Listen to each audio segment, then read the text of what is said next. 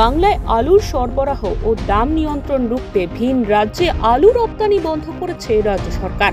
সেই নির্দেশ মতো রাজ্যের সীমান্ত এলাকাগুলি দিয়ে আলু পাচার রুখতে সক্রিয় রাজ্য পুলিশ।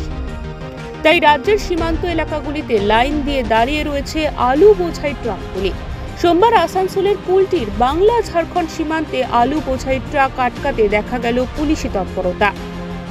সমস্ত ট্রাকগুলি চেক করে ফিরিয়ে দেওয়া হচ্ছে আলু বোঝাই লরিগুলি, যার জেরে 19 নম্বর জাতীয় সড়কে সার দিয়ে দাঁড়িয়ে আছে আলু বোঝাই ট্রাক। ড্রাইভারদের থেকে জানা গিয়েছে টানা 3-4 দিন ধরে দাঁড়িয়ে আছেন তারা। আলু আছে মেদিনীপুর থেকে ঝাড়খণ্ড যাবে। আলু গাড়ি ছাড়ছে না, আর কি হবে? হ্যাঁ, ছাড়ছে না, যেতে দেবে না। আলু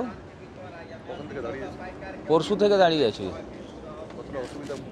হ্যাঁ, অসুবিধার মধ্যে তো পড়তে হচ্ছে, কি করবো এখন, উপায় তো নেই। আমরা পেটের জ্বালায় বেরিয়েছি গাড়ি চালাতে, যদি গাড়ি না ছাড়ে তাহলে আমাদের কত অসুবিধা সে তো বুঝতে।